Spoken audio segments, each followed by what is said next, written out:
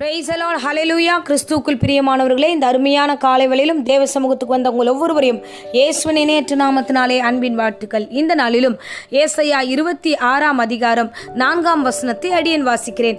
கர்த்தரை என்றென்றைக்கும் நம்புங்கள், கர்த்தராகிய யெகோவா நித்திய கன்மலையாயிருக்கிறார். ஆமேன், ஹல்லேலூயா.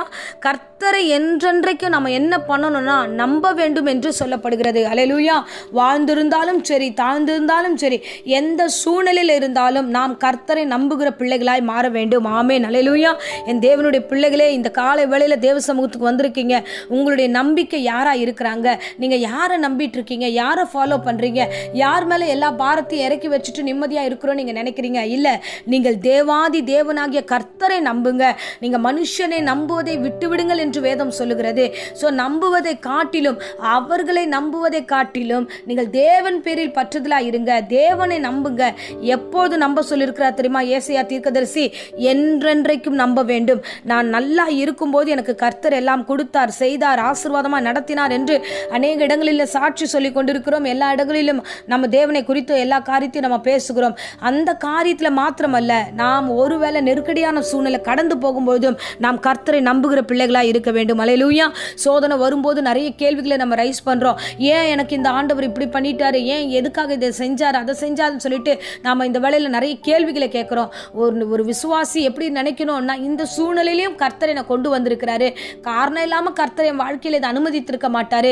நான் விசுவாசிக்கிறேன், கர்த்தர் நிச்சயமா என்னை அவர் நடத்துவார், என்னை கன்மலையாகிய கிறிஸ்து என்னை பாதுகாப்பார் என்ற நம்பிக்கையுள்ள வார்த்தைகள் நாம சொல்ல வேண்டும். இதை தான் கர்த்தர் விரும்புகிறார். இதை தான் ஏசாயா தீர்க்கதரிசி சொல்லுகிறார். நீங்கள் என்றென்றைக்கும் நீங்க கர்த்தரை நம்புங்க. பாருங்க, இஸ்ரவேல் ஜனங்க கர்த்தரை நம்பினாங்க. ஒரு காலகட்டம் கடந்த பொழுது அடிமைகளாய் பார்வோனுக்கு மத்தியில் அவர்கள் விழுந்து போகிறார்கள். ஸோ அப்போ எகிப்து முழுவதும் பார்த்தீங்கன்னா அவங்க அடிமைகளாய் வாழ்ந்திருந்த காலங்கள் சொல்லப்பட்டிருக்கிறது. 430 வருடங்கள் அடிமைகளாய் வாழ்ந்தார்கள். அவர்கள் கடந்து வந்து அதுக்கப்புறம் கர்த்தர் விடுதலையாக்கி மோசே மூலமா வெளியில கொண்டு வருகிறார். வெளியே கொண்டு வந்ததுக்கப்புறம் நாள் ஆக ஆக அவங்க விடுதலையாக்கப்பட்டதுக்கு அப்புறம் என்னெல்லாம் நடக்குதுன்னா, நல்லா விடுதலை ஆயிட்டோம், இன்னென்ன நம்ம யாருக்கும் அடிமை கிடையாது அப்படின்னு சொல்லிட்டு விசாலமான காரியங்களை பார்க்க ஆரம்பிக்கிறார்கள். இந்த உலகத்தோடு ஒத்து போகிறார்கள். உலக காரியங்களை பழக்கத்தில் விழுந்து போகிறார்கள். அப்படியே கிறிஸ்துவை வந்து அப்படியே விட்டுட்டு தூரமா போயிட்டாங்க. எலியா காலகட்டம் வரும்பொழுது எலியா நின்று எல்லோருக்கும் மத்தியில் சொல்கிறார், கர்த்தரே தெய்வம் என்று அவர் வந்து அந்த இடத்துல முழக்கமிட்டார். எல்லா ஜனங்களுக்கு முன்பதாக அவர் சொன்ன வார்த்தை, கர்த்தரை நீங்க தெய்வமா வச்சிருந்தீங்கன்னா கர்த்தரை பின்பற்றுங்க, பாகால் தெய்வமானா பாகாலை பின்பற்றுங்கன்னு சொல்லிட்டு உரத்த சத்தமாய் ஜனங்களுக்கு முன்பதாக எலியா தீர்க்கதரிசி இந்த வேளையில் அவர் சொல்லுகிறார். ஆமென், ஹல்லேலூயா. அருமையான பிள்ளைகளே, அடியேனும் இந்த காலை வேளையில் அப்படித்தான் சொல்லுகிறேன். 2 நினைவுகளா குந்தி குந்தி நடக்காதீங்க. இதுவோ அதுவோ, அங்கேயா இங்கேயா அப்படின்லாம் நடக்காதீங்க. இயேசு கிறிஸ்து நமக்காக சிலுவையில் ரத்தம் சிந்திருக்கிறார். உங்கள் ஒவ்வொருவருக்காக ரத்தம் சிந்திருக்கிறார். இந்த பிரசங்கத்தை கேட்டுக்கொண்டிருக்கிறவர்களே, உங்களுக்காக, உங்க வீட்டுக்காக, உங்க பிள்ளைக்காக, உங்க கணவருக்காக கர்த்தர் இருக்கிறார். அவரை நம்புங்க, அவரை பற்றி கொள்ளுங்க. நன்மையானாலும் தீமையானாலும் என் தேவன் எனக்காக எல்லாவற்றையும் அவர் சித்தத்தின்படி தான் நடத்துவார்னு விசுவாசிங்க.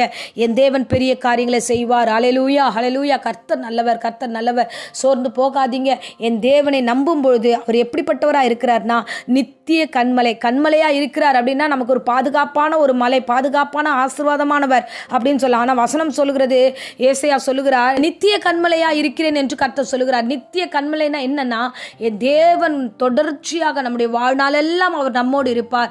இம்மையில மட்டும் அல்ல, மறுமைக்கும் அவர்தான் நம் தேவனாய் நம்மை நடத்துவார். ஆமென், ஹல்லேலூயா. இட்டர்னல் லைஃப் தர அவர் காத்திருக்கிறார். நாம நித்திய கண்மலை சார்ந்து கொள்வோம். ஆமென், ஹல்லேலூயா. கண்மலையான கிறிஸ்து நமக்காக இருக்கிறார். நமக்காக யாவும் செய்ய அவர் வல்லவராய் இருக்கிறார். உங்கள் ஒவ்வொருவருக்காகவும் அவர் செய்ய, எல்லா காரியத்தையும் செய்ய அவர் வல்லவராய் இருக்கிறார். அவர் செய்து முடிப்பார். ஆமென். அவர் எப்படி செய்வார்னு அடுத்த வசனம் சொல்லுகிறது, அவர் உயரத்தில் வாசமா இருக்கிறவர்களை தாழ தள்ளுகிறவருமாய் இருக்கிறார். ஸோ உயர்ந்த இடத்தின் காரியங்களை கீழே இறக்குகிறார், கீழே இருக்கிற காரியத்தை மேலே உயர்த்துகிறார்.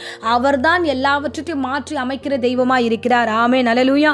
அருமையானவர்களே, கர்த்தர் பார்வைக்கு எல்லாம் வெளியரங்கமாக இருக்கிறது.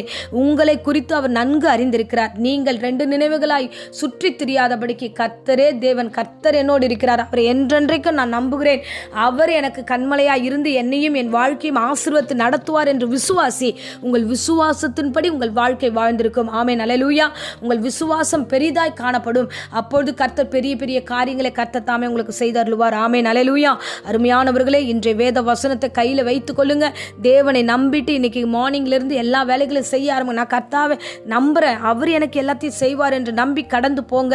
அவரை சார்ந்து கொள்ளுங்க, அற்புதங்களை காண செய்வார். ஆமென்.